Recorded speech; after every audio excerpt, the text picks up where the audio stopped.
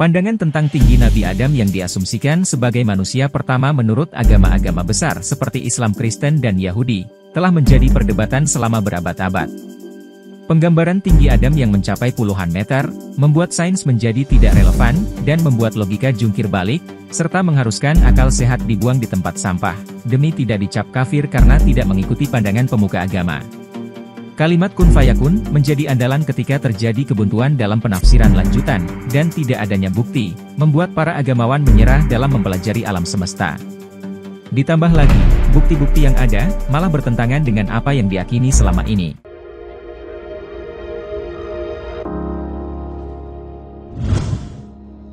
Sebenarnya, tidak ada satupun ayat dalam Al-Quran maupun Bible, yang menyatakan bahwa Adam memiliki tinggi hingga puluhan meter. Rujukan mengenai tinggi Adam, yakni 60 hasta, atau 60 jiro, atau 60 cubit, atau setara dengan 27,4 meter, muncul dalam literatur hadits-hadits dari mulut ke mulut, yang menjelaskan bagaimana kondisi tubuh manusia ketika berada di surga. Misalnya dalam riwayat Ibnu Abid Dunya dalam kitab Sifat Ahlul Jannah nomor 210, dari Anas bin Malik Nabi bersabda, para penduduk surga ketika masuk surga, tingginya seperti Adam, 60 jiro, tampan seperti Yusuf, di usia seperti Isa sekitar 33 tahun, memiliki lisan seperti Nabi Muhammad, badan tidak berbulu, berpenampilan muda, dan bercelak. Dari Al-Mikdam bahwa Rasulullah bersabda, tidak ada seorang pun di masa depan, baik yang meninggal saat keguguran atau meninggal karena usia tua, kecuali mereka akan dibangkitkan kembali pada usia sekitar 33 tahun. Jika seseorang adalah penghuni surga, maka mereka akan memiliki penampilan seperti Nabi Adam, keindahan seperti Nabi Yusuf, dan ketabahan hati seperti Nabi Ayub. Namun, jika seseorang adalah penghuni neraka, mereka akan mengalami pertumbuhan yang besar, dan membengkak seperti gunung. Yang paling jelas, adalah hadits dari Abu Hurairah, ia berkata bahwa Rasulullah bersabda, penghuni surga kelak masuk ke dalamnya dalam keadaan tak berbulu, muda, putih, berambut ikal, dan bercelak mata, sekira usia 33 tahun. Perawakan mereka seperti Nabi Adam, yaitu tinggi 60 hasta, dan lebar 7 hasta. Kemudian dalam Sahih Bukhari nomor 3326 Nabi berkata, Allah menciptakan Adam, membuatnya setinggi 60 hasta. Secara periwayatan, kita tidak perlu melacak lagi, karena sudah dilacak oleh Imam Bukhari, bahwa hadits ini sahih. Tetapi kita harus mengkritisinya, melacaknya atau mengcross-checknya, bukan hanya dari sisi riwayat atau sanad, melainkan juga dari sisi matanya. Apakah itu masuk akal, atau ada realitasnya atau tidak? Dari hadis ini jelas terlihat, bahwa ketika seseorang meriwayatkan hal tersebut, dia tidak dapat membayangkan apakah apa yang dia katakan itu logis atau tidak. Mari kita lakukan analisis matematis sejenak, untuk membantu kita membayangkan, seperti apa bentuk manusia atau bentuk tubuh Nabi Adam, dengan panjang 27 meter dan lebar 3 meter tersebut. Mari kita gunakan Photoshop dengan skala yang lebih kecil, namun dengan rasio yang sama, yaitu lebar 3 dan panjangnya 27. Jika Anda perhatikan, perbandingan 27:3, adalah dimensi tubuh ular atau reptil, dan kita sulit membayangkan, bagaimana bentuk kaki dan tangan Nabi Adam, apakah bisa berjalan tegak, sementara dimensi tubuhnya seperti ular. Ada banyak tulisan yang ditulis oleh umat muslim sendiri yang menyatakan, bahwa ukuran ideal yang telah ditetapkan oleh Allah, adalah sekitar 2:1. Jadi, bagaimana mungkin Allah begitu keliru atau tidak konsisten, sehingga Allah mengatakan bahwa bentuk para umat muslim di surga nanti akan terlihat seperti ular yang meliuk-liuk. 60 hasta menjadi 27 meter, adalah hasil asumsi menggunakan ukuran manusia, atau ukuran yang disepakati sampai saat ini. Dan 27 meter, bisa kita membayangkan Nabi Adam setinggi gedung 10 lantai, atau seperti Ultraman dalam serial fiksi Jepang. Perlu diingat, ukuran hasta yang dipakai, baru menggunakan ukuran lengan manusia. Dalam tafsir Ibnu Katsir, ketika menafsirkan Al-Quran Surah Al-Waqiah ayat 38, beliau mengutip hadits dari Imam At-Tirmidzi dari Anas yang mengatakan, bahwa Rasulullah telah bersabda, ahli surga masuk ke dalam surga dengan tinggi badan seperti Adam, yaitu 60 hasta, dengan ukuran hasta malaikat. Masya Allah, Allahu Akbar. Kita tidak tahu pasti berapa ukuran lengan atau hasta malaikat, hanya Allah dan Rasulnya yang lebih tahu. Bentuk malaikat Jibril saja yang disebutkan dalam hadits dari mulut ke mulut, mempunyai 600 sayap, dan jarak antara dua sayap itu, bagaikan perjalanan 500 tahun. Umumnya, umat muslim menganggap, bahwa yang dimaksud perjalanan 500 tahun, adalah 500 tahun cahaya, karena diyakini malaikat terbuat dari cahaya. Dengan demikian, 500 tahun cahaya adalah sama dengan 4.731.525.151.200.000 kilometer. Dan itu baru jarak antara sayapnya, belum panjang lengannya. Anggaplah jarak antara dua sayap ini sama dengan lengannya, maka dari itu, bisa kita bayangkan, bahwa tinggi Nabi Adam jika berdiri kakinya menginjak bumi, kepalanya berada di gugusan bintang dalam galaksi Bima Sakti. Namun jika yang dimaksud adalah 500 tahun perjalanan unta, dan kita asumsikan kecepatan unta berjalan 5 km per jam, maka 500 tahun perjalanan adalah sama dengan 21.900.000 km. Bisa dibayangkan, jika Nabi Adam berdiri dengan kaki menginjak bumi, maka tangannya bisa meraih planet Venus, ketika Venus berada dalam jarak terdekat. Jadi, asumsi bahwa Nabi Adam setinggi 27 meter, ternyata terbantahkan dengan fakta ini, karena lengan yang dimaksud adalah lengan malaikat. Memang ini jadi semakin tidak masuk akal, maka dari itu, mari kita cari alternatif penjelasan lain, agar Islam tidak terkesan sebagai agama yang konyol. Pada kenyataannya, hadis yang menyebutkan tinggi Adam 60 hasta bukanlah sumber pertama yang menyatakan bahwa Adam memiliki tinggi badan yang luar biasa. Ratusan tahun sebelumnya, Eleazar bin Azariah, seorang rabi Yahudi yang hidup pada abad pertama Masehi juga menyatakan bahwa Adam memiliki tinggi yang menjulang hingga mencapai langit. Tinggi Adam kemudian dikurangi oleh Tuhan setelah ia berbuat dosa. Pendapat Eleazar ini dapat ditemukan dalam Agigah 12a ayat 2, seperti yang dikatakan Rabbi Eleazar, tinggi Adam manusia pertama adalah dari tanah sampai ke langit, sebagaimana dinyatakan sejak hari Allah menciptakan manusia di bumi dan dari satu ujung langit. Ketika Adam berdosa, Tuhan menempatkan tangannya padanya, dan mengurangi tingginya, sebagaimana dinyatakan, engkau membentuk tubuhku di belakang dan di depan, dan meletakkan tanganmu padaku. Pendapat Eleazar ini, juga diikuti oleh sejumlah rabi Yahudi lain seperti Samuel ben Nahman abad keempat, dan Brachia sekitar 12 Masehi. Mereka menunjukkan, bahwa gagasan tentang tubuh Adam yang raksasa, tidak hanya tersebar luas di kalangan umat Islam, tetapi juga di kalangan umat Yahudi, dan mungkin juga umat Kristen. Yang lebih menarik, pandangan para rabi Yahudi ini, tercatat dalam literatur Haggadah yang merupakan bagian dari Talmud, atau Taurat lisan dari mulut ke mulut seperti hadits Nabi. Bagi Anda yang pernah mempelajari dan mendalami kajian Islam, Anda pasti tahu, bahwa hadis pada awalnya dilarang untuk ditulis. Larangan penulisan hadis ini, sebenarnya sangat mirip dengan tradisi Taurat lisan atau Talmud, yang kemudian menjadi semacam kitab suci kedua, setelah Taurat, yang pada awalnya juga terlarang untuk ditulis. Di sini, kita disajikan dengan perbandingan yang seimbang, yaitu Taurat sama dengan Quran, di mana keduanya tidak menyebutkan tentang Adam yang tinggi. Sementara Talmud sama dengan hadits dari mulut ke mulut, di mana keduanya menyebutkan Adam setinggi langit atau 60 hasta. Pertanyaan yang harusnya ditanyakan adalah, bagaimana gagasan tentang Adam yang memiliki tubuh raksasa, muncul dalam literatur Yahudi?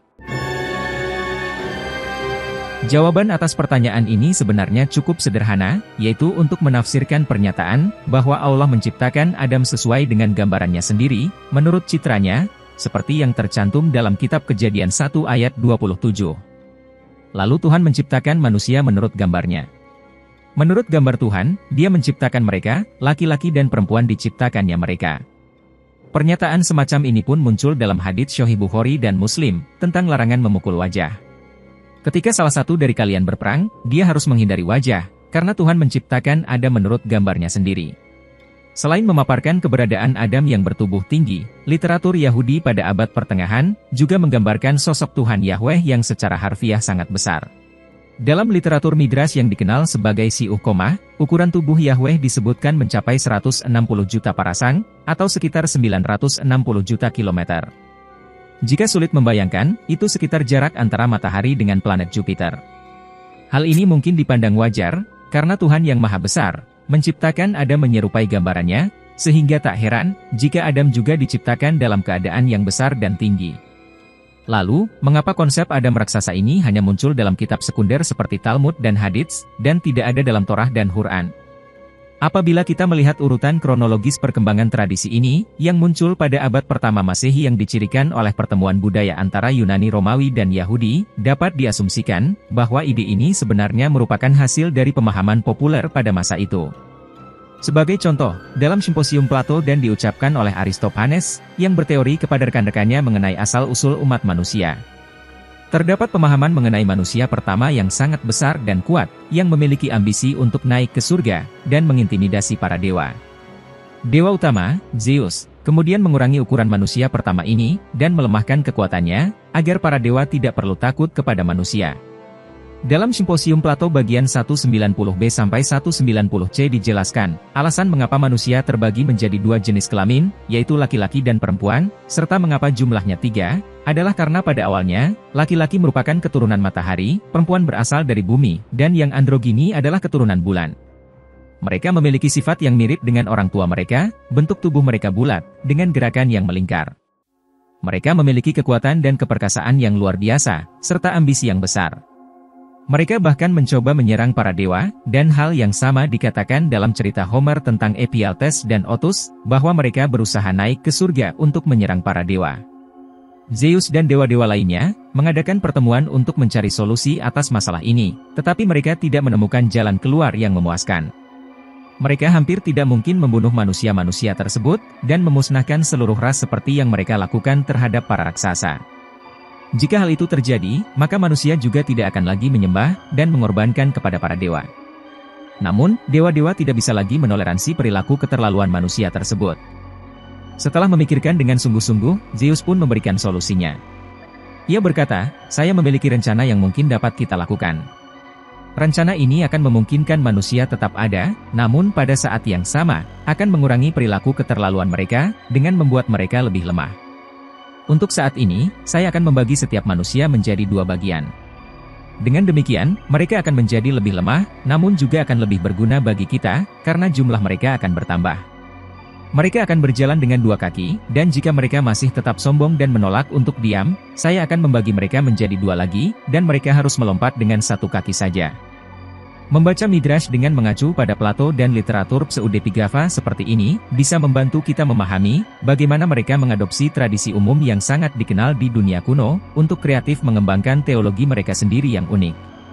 Seperti saat ini, ketika sering dilakukan upaya oleh teolog intelektual untuk menyelaraskan ilmu pengetahuan modern dengan cerita penciptaan dalam kitab Kejadian ataupun Al-Quran. Dari penjelasan ini, sebenarnya kita dapat memahami ide bahwa Adam atau manusia pertama memiliki tubuh yang sangat tinggi, sebenarnya merupakan interpretasi dari Taurat yang dilakukan oleh beberapa rabi Yahudi, untuk menjadikan ajaran agama mereka sesuai dengan kepercayaan yang populer pada masa itu.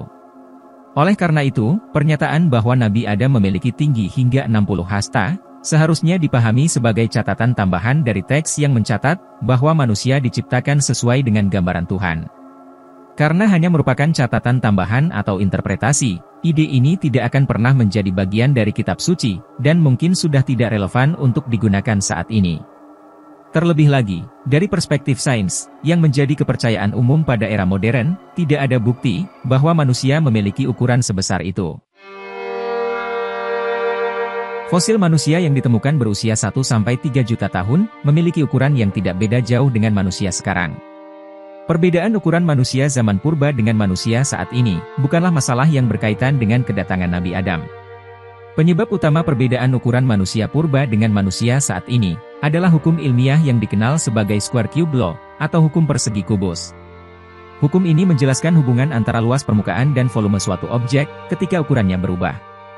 Dalam ilmu biologi, kita mengetahui bahwa sel-sel adalah komponen dasar kehidupan. Setiap organisme, termasuk manusia, terdiri dari jutaan hingga miliaran sel. Setiap sel memiliki luas permukaan dan volume yang berbeda. Dalam kasus sel, semakin besar luas permukaannya dibandingkan dengan volumenya, semakin efisien kerja sel tersebut, karena panas hasil dari proses metabolisme sel dapat dengan mudah dilepaskan melalui luas permukaan yang besar. Namun, ada batasan bagi organisme yang memiliki ukuran yang sangat besar.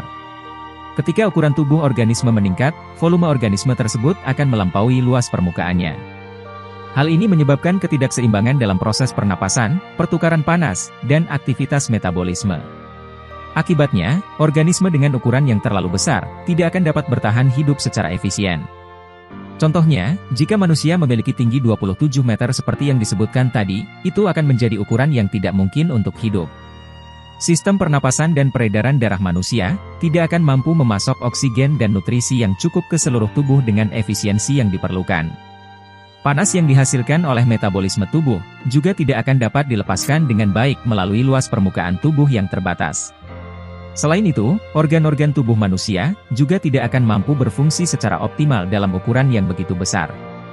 Melihat hewan-hewan raksasa seperti dinosaurus, kita dapat melihat bahwa mereka mengembangkan berbagai adaptasi untuk mengatasi kendala hukum SCL ini. Dinosaurus memiliki struktur tubuh yang ringan, tulang yang berongga, ekor panjang, dan leher panjang untuk menjaga keseimbangan tubuh, dan memastikan luas permukaan tubuh mereka tetap besar dibandingkan dengan volumenya. Namun, bahkan dinosaurus sebesar itu memiliki batasan ukuran tertentu, dan jumlah makanan yang dibutuhkan juga meningkat seiring dengan ukuran tubuh mereka. Dalam konteks manusia, ukuran tubuh kita yang relatif kecil, dengan tinggi rata-rata sekitar 1,7 meter, adalah ukuran yang ideal untuk memenuhi kebutuhan energi, dan menjaga keseimbangan dalam proses kehidupan.